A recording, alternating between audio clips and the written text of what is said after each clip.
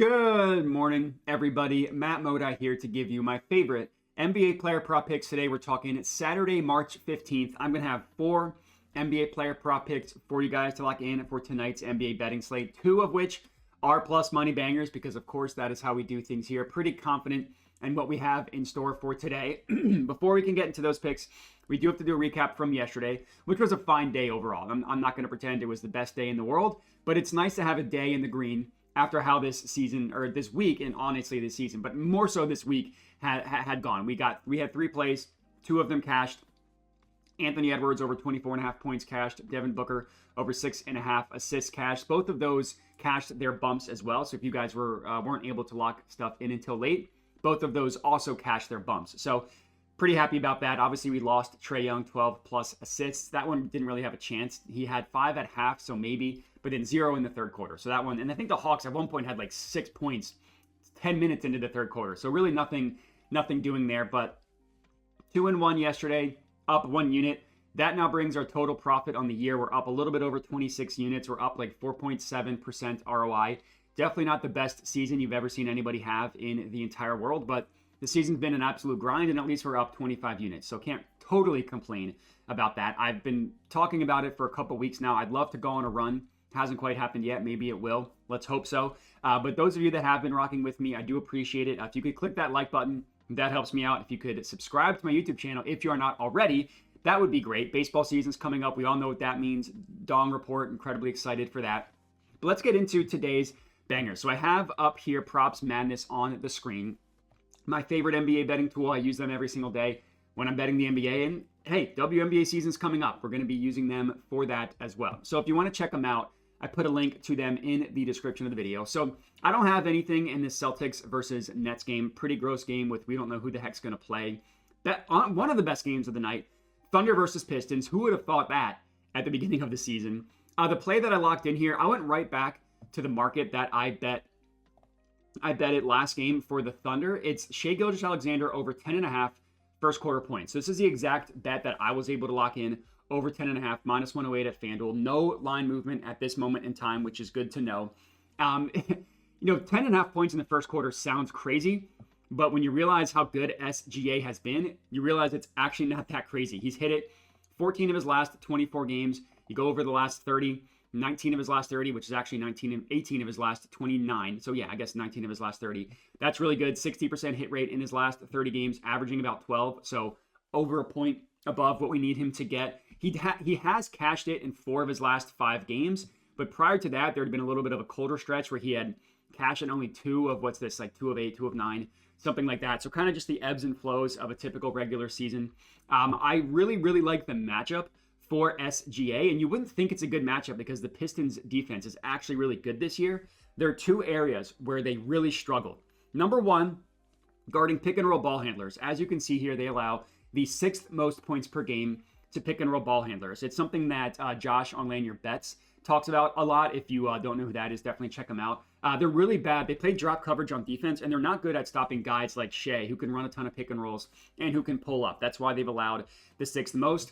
They also foul at a super high rate, and this is a Jalen Duren problem. They foul a lot, and even if you think they've been getting better, they actually haven't. So we're going to go to NBA advanced stats. We're actually going to go to the opponent. We're going to look at the last 10 games, and we're just going to go total free throw attempts for the opponent. Opponent free throw attempts. Look who's number 1. That would be your Detroit Pistons. They have still been fouling a lot. That is a death sentence when you're going up against SGA. Now, last game, he cashed it.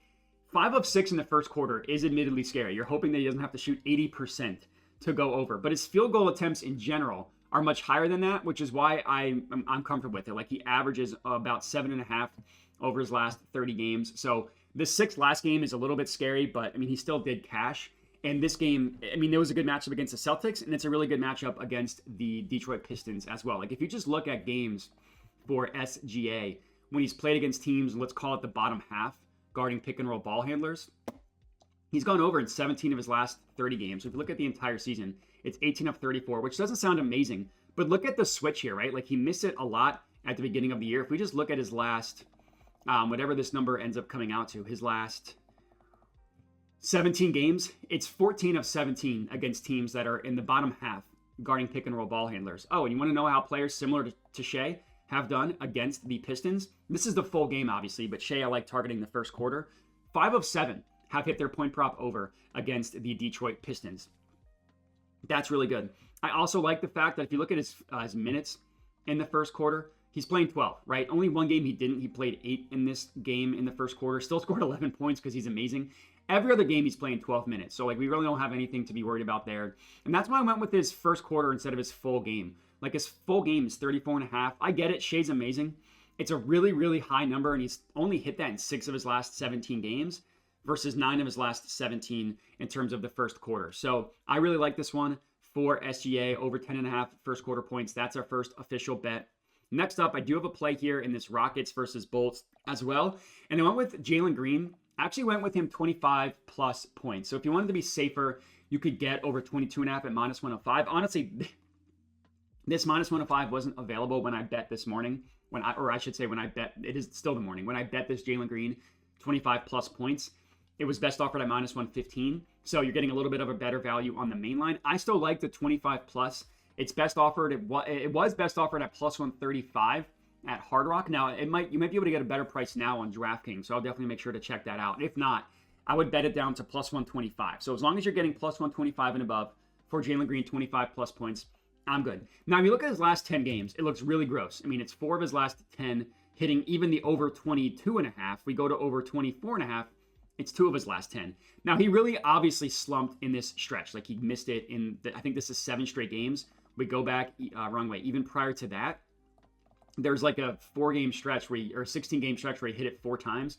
And it's really 2 of his last, or 3 of his last 14. So it's really not good. But Fred VanVleet did not play in the majority of these games. So if you look at games specifically with Fred VanVleet, his last 10 games, or no, I want to go with Fred. Excuse me. I want to go with Fred. His last 10 games, things look a lot better. Even if his last 10, it's 5 of his last 10, but we look at the dates here, like this goes back all the way to January 20th. You just look on the entire season with Fred VanVleet, 48 games. Again, the 24.5 doesn't sound amazing, but it's this stretch right here that we're really excited about. So look at his last, let's call it not quite 30 games, last 24, whatever the stretch is. Honestly, since in the year 2025. So it's 12 of his last 17 games, averaging 25.9 points per game.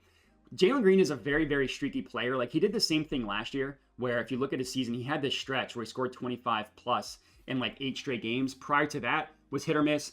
After that was hit or miss, but during the stretch was amazing. And it's kind of the same thing this year. It just happens, his cold stretch happened to coincide when Fred VanVleet was not playing. Whether that is something that matters that much, who knows? We do know that Fred VanVleet's at least a good passer and is going to be able to get Jaylen Green the ball in good spots. Also, who's not playing in this game is Amen Thompson. Now, it's only been 5 games where the 2 of those guys have missed. Now, if you take the over 22.5, he's cashed it in 4 of 5. If you go to 25 plus, which I'm doing, it's still a good rate of 3 of 5, 60%, averaging 25.4 points per game. And what I love is the volume. We hover over the matchups here.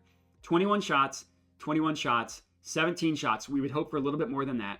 16 shots, but the key here is 11 free throws. So yeah, when you're getting fouled, you're not getting a field goal attempt. So those the 16 is a little bit of an outlier, and then 19 attempts. So it's over 20 and 2. It's 19 and 3. And then the other game he had 17, and he still went over, but it's because he went 4 of 6 from deep. So we're hoping for a little bit more than 17. Even if we just look at games this year where he's taken 16 or more shots, and this is including games that Fred VanVleet played and missed. We look at the entire season. It's a just below 55% hit rate, averaging 25 points per game. And he's done that every single time with Fred VanVleet and without Amen Thompson. So I really like it from that perspective. I also just like generally backing Jaylen Green when it seems as though he's kind of getting on a hot streak. Like, he cashed in 3 straight, missed in 3 straight, cashed it in against the Suns. And then he missed it, I think this was last night actually, but he took 19 shots and they won that game by 37 points. Now, he played 32 minutes, which is pretty good, but like I said, they won by 37, so he probably didn't play much at the end of the game. In terms of the matchup, I really like what we have here. The Bulls give up the 3rd most points per game to pick and roll ball handlers. That's where Jaylen Green scores the majority of his points. He actually scores, if you go to pick and roll ball handler, that's not quite like among the tops in the NBA, but it's not far down. It's right below Anthony Edwards in terms of points per game via the pick and roll. as the main ball handler. So that's like pretty good company that he's in. I also like this fact that if you look at the Bulls, they foul at a decent rate recently. Like over the last 10 games, they're fouling at like the 7th highest rate. Jaylen Green does a pretty good job getting to the free throw line. I mean, it's the play type that leads to the third majority of his points. And as you can see here, like he can get to the line. 11 free throws here. Bulls also play at a fast pace. We look at advanced. Again, we want to look at the last 10 games. You want to go to pace. 4th fastest pace in the entire NBA. That's a good sign. So a lot of reasons to like this play. Players similar to Jaylen Green haven't had a ton of success, but if you go just look at the guard position, the Bulls have been getting smoked. I mean, now this was frustrating. I had Cam Thomas 25 plus. He scored 24. So that one was an L for me. He did cash his mainline play. And since February 26th, I mean, it's 10 of the last 15 guards in general. And some of them are pretty similar to Jaylen Green. I mean, Cole Anthony, pull-up guard. Donovan Mitchell, pull-up guard. Manuel Quickly, James Harden, pull-up guards that run pick and roll. So I like this one for Jaylen Green a lot. It's our second play. Next up, I have 2 plays, actually. I have 2 plays in this Knicks Warriors, and that rounds out our 4 picks for the video. The first one, pretty simple. Steph Curry, 25 plus points. So this is the bet I took, 25 plus at minus 115.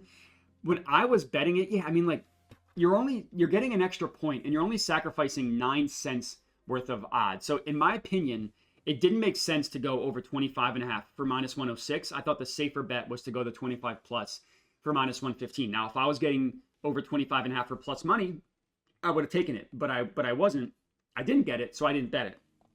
And in terms of this play, I mean, Steph with Jimmy Butler has been pretty good. And really, it's without Andrew Wiggins. Like, you want to look at since the Jimmy Butler trade, Steph has scored over 25 or 20.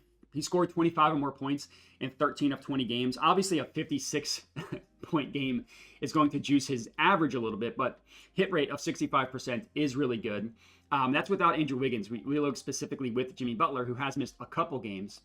It's still a good hit rate, 9 of 14, 65% hit rate. There's like a couple games in here where Steph did go over when Jimmy Butler didn't play, like this game right here against the the Sixers. Jimmy Butler didn't play. So Steph has been scoring well recently. It is a really good matchup as well. The Knicks allow the third most points per game, the most points per game to pick and roll ball handlers, and they allow the 11th most points off of screens as well. Now, this is kind of similar where like the hit rate of guys similar to Steph Curry doesn't look great. We look at the guard position. That looks really good. I mean, 11 of the last 15. And since Jalen Brunson went down, it's been 2 of 3 guards. James Harden had a good game against them. Malik Monk had a good game against them. And then Anthony Simons didn't do anything, but he's incredibly inconsistent. That's what I'm looking for, Anthony Simons. And we look at the matchup a little bit more. You want to look at a couple things here, actually. Pick and roll ball handler. Steph is not quite among the tops in the league. Like, he's down. Steph Curry is all the way down here in terms of points per game to the pick and roll ball handlers. Like, as good as Steph is, he doesn't run a ton of pick and rolls. It's like top 30, top 40, which isn't amazing. But off of screens, number 1. Literally no player in the NBA scores more off of screens than Steph Curry, which makes a ton of sense. The reason why I like this play and why I think it looks good, even not including, or even considering the fact that Steph doesn't, like, he's not among the Trae Youngs, the Luka Doncic's, and the Shai Gilgeous-Alexanders in terms of points per game as the pick and roll ball handler. We look at the matchup here. We go to opponent shooting. We look at, we want to go to general. We want to look at pull-ups, and we want to go over the last 10 games, right? That's kind of what I, whenever I can, I like to look at the last 10 as opposed to the entire season, because stuff that happened in October, November isn't always relevant. So we're looking at pull-up field goals. And Steph, we all know he's the best pull-up shooter in NBA history. Who is allowing the highest frequency of shots against them be via the pull-up? That would be your New York Knicks. What about 3 points specifically? Number 1, that would be your New York Knicks. And another team that's high on this list that helps our SGA bet was the Detroit Pistons. They're like top maybe 12 in terms of pull-ups, and then in threes, they are number 2. So that's back to the SGA bet. But that's looks really good for Steph Curry. Both his points and his 3-pointers, honestly, both are decent. I obviously went with his points because the 3-pointers for him, like 4.5 at even money is crazy. And it is Steph, so I get it, but I'd rather just take the points. And you look at the head-to-head, cashed it 1 game against the Knicks this year. Cashed it both games against the Knicks last year. 20 shots, 26 shots. This year, he took 21 shots, and that was with Jimmy Butler as well. Now, Kuminga is back. I don't think that's going to impact Steph scoring that much. I also do like the fact, just to round out my point here with Steph, and then we can move on to my last play. He's missed it in 2 straight games, coming off of 11 points, only took 9 shots. That's an outlier. Like, he's not going to have another game where he barely shoots like he did in that game. I'm just expecting positive regression. In the 3 games prior to that, cashed in 5 of 6 prior to that as well. So it's like this small little 2-game stretch I kind of like for Steph to bounce back. And a good matchup who he has performed well against. And in the same game, just on the other side of the court, I took Karl Anthony Towns and I took him on the boards. I got 12 for plus, so it was plus 110 at ESPN Bet. That's no longer the case, but you can get even money at DraftKings and Hard Rock, and I'm good with either of those. Even money, I'm good with. Obviously, I'd like plus 110 a lot better, but that's okay. The even money is no problem. So Cat on the boards, we're going 12 plus. Look at his last 10 games. It's hit or miss. It's 4 of his last 10, averaging about 11.5. Now on the season, his rebounds have been amazing. The reason why I really like this play is because of the matchup against the Warriors. You hover over the matchup here. So rebounds allowed, they're only the middle of the pack, right? Literally 15th. Look at defensive rank versus position. This is how the team we're looking at guards, the stat we're looking at in that position specifically. So basically, how do the Warriors guard the center position? 3rd most rebounds per game to centers in the entire NBA. That's what the D rank versus position is showing you. The second one down. That's on the entire season. You want to look over the last 30 games. Last 30, NBA defense versus position. We're looking at the rebound position, and we're just sorting it down. 4th most, your Golden State Warriors. Looking at another source with the same information, NBA defense versus position, because each website is going to track things differently. Some players might be tracked as a power forward. Some might be as a center. So I like to look at multiple sources. We're looking at the last 30 days, looking at the center position. We're sorting down by rebounds. Guess who is number 1? Your Golden State Warriors. We look at players similar to Cat. 7 of 10 have hit their rebound prop over. And Wendell Carter Jr. hit it in both games against the Warriors. And he might be the worst rebounder I've ever seen. I just bet his rebounds. I promise you he's not a great rebounder. He cashed the over. Now, Cat, again, his rebounds have been a little bit hit or miss. I'm not scared off of the fact that he's only gone over I want to look at with Mitchell Robinson, that he's only gone over in 2 of 5 games, specifically with Mitchell Robinson. His minutes are unimpacted, 36 minutes on the year, 35 on his average. I don't think Mitch Rob is taking away that much in terms of his rebounding. And if you look at his rebound chances, they're like, this one doesn't count because they don't track anything. So this is counting as a 0. We take that game out, averaging about 19 rebound chances with Mitchell Robinson, averaging 20 on the year. So a little bit below his average, but nothing scary. So, and then these 2 matchups aren't necessarily one where you would really want to target Karl Anthony Towns. Like the Kings are a decent matchup. They're 19th. And then the Blazers are 12th. So they're like kind of average, both of them. You want to look at how Karl Anthony Towns has performed in the plus matchups from a rebounding perspective. We want to look at the entire season. So this is looking at games against teams in the bottom half, 16 to 30, guarding the center position specifically for rebounds. 20 out of 30 games, a two-third hit rate, 66.7%, averaging 13.5 rebounds per game. And you just go down like, okay, how is it against top 10?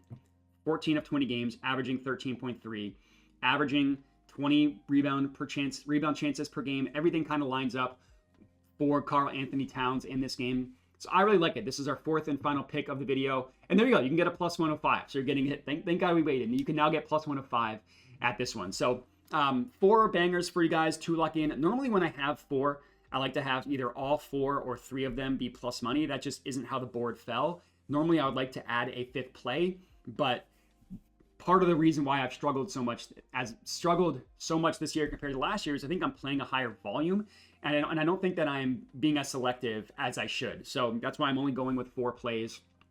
Nothing against people that have high volume. It just hasn't worked out for me. But 4 official bangers for you guys to lock in. Real quick, we'll do a recap, and then we'll get out of here. It's Steph Curry, 25 plus points. It's SGA, Shai Gilgeous-Alexander, over 10.5 first quarter points. It's Karl Anthony Towns, 12 plus rebounds, and it's Jaylen Green, 25 plus points. That's all we got. I appreciate everybody for watching. Again, make sure to like, comment, and subscribe. I got 2 links in the description of the video or the pinned comment. They're both there that I want you to check out if you're interested. One of them is just a link to Props Madness with my promo code. So if you sign up, use that code MODI, all caps. And then the other link is to it's called Tails. It's It's a way that you can get my plays sent to you early. So if you're interested, like by the time you're watching these videos, if the lines move, the only really way I can combat that is to send them out early, which is how I do it through my Tails account. It's only $10 a month, 2 cups of coffee if you're interested in that. I put a link to that in the description of the video as well. So yeah, if you want stuff early, if you don't always want to watch the YouTube videos, but you want a tail, that's the option. If you're not interested in that, that's totally fine. You can still get everything for free on YouTube and on Twitter. But that's all we got. I appreciate everybody for watching. I've been saying this recently at the end of every video, but I know that there's a lot of different channels you can watch to get the kind of stuff that I put out. So I'm always appreciative of the people that choose me. Everybody make sure to bet responsibly and have a good one.